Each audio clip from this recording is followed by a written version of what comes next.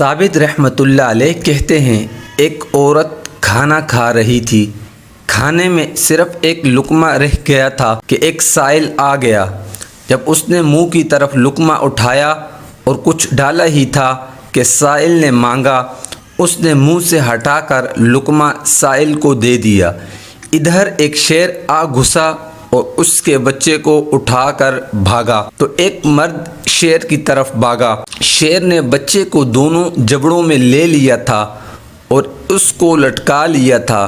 اس نے بچے کو منہ سے نکال کر پھینک دیا اور بچے کو ماں کے حوالے کرتے ہوئے کہا، یہ لقمہ شیر کا اس لقمے کے بدلے ہے جو تم نے نکال کر فقیر کو دے دیا تھا۔ اسی طرح کا ایک اور واقعہ حضرت سیدنا اسماعی رحمۃ اللہ علیہ فرماتے ہیں، ایک دفعہ میں شام کے راستے حج بیت اللہ شریف کے ارادے سے نکلا۔ دوران سفر ایک بہت بڑا خوفناک شیر نمودار ہوا اور راستے میں حائل ہو گیا۔ میں نے برابر والے شخص سے پوچھا، کیا قافلے میں کوئی ایسا آدمی نہیں جو تلوار لے اور اس شیر کو یہاں سے ہٹا دے؟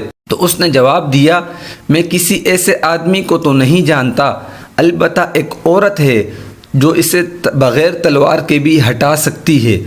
میں نے اس کے متعلق پوچھا اور ہم دونوں اٹھ کھڑے ہوئے اور قریب ہی ایک سواری کے کجاوے کے پاس پہنچے۔ میں نے اس کے متعلق پوچھا اور ہم دونوں اٹھ کھڑے ہوئے اور قریب ہی ایک سواری کے کجاوے کے پاس پہنچے تو اس نے پکارا، اے بیٹی نیچے اترو اور ہم سے اس شیر کو دور کر دو۔ اندر سے آواز آئی، اے میرے والد محترم، کیا آپ کا دل برداشت کرتا ہے مجھے شیر دیکھے؟ وہ مذکر ہے اور میں مؤنث، میں اس سے پردہ کرتی ہوں، لیکن اے ابا جان، آپ شیر سے جا کر کہہ دیجئے کہ میری بیٹی فاطمہ تجھے سلام کہتی ہے اور اس ذات کی قسم دیتی ہے جسے نہ نیند آتی ہے نہ اونگ، تو ہمارے راستے سے ہٹ جا۔ حضرت سیدنا امام اسماعی رحمۃ اللہ علیہ فرماتے ہیں، اللہ عز و جل کی قسم، ابھی اس کی گفتگو ختم نہ ہوئی تھی کہ میں نے دیکھا شیر سامنے سے جا رہا تھا۔ اللہ کی قسم، یہ صالحین کی علامتیں اور عارفین کی نشانیاں ہیں۔ حضرت ابراہیم بن ادہم رحمۃ اللہ علیہ کہتے ہیں، میں حج بیت اللہ کے ارادے سے نکلا، مجھے شدت کی سردی محسوس ہوئی، چنانچہ میں نے پہاڑ کی ایک غار میں پناہ لی۔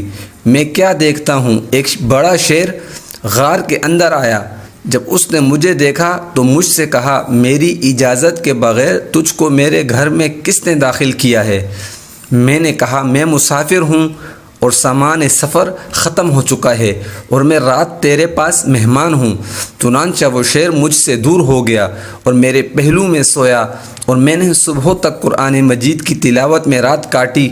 جب میں نے واپسی کا ارادہ کیا تو شیر نے مجھ سے کہا، اے ابراہیم، تم تعجب نہ کرو اور یہ نہ کہو کہ میں شیر کے پاس سویا تھا اور اس سے سلامت رہا۔ اللہ کی قسم ہے کہ میں نے 3 دن سے کچھ نہیں کھایا، اگر تم میرے مہمان نہ ہوتے تو میں تم کو ضرور کھا جاتا۔ حضرت ابراہیم بن ادہم رحمۃ اللہ علیہ کہتے ہیں، میں نے اللہ کا شکر ادا کیا اور وہاں سے چل پڑا، چنانچہ میں حج ادا کر کے اپنی عبادت گاہ کی طرف واپس آ گیا۔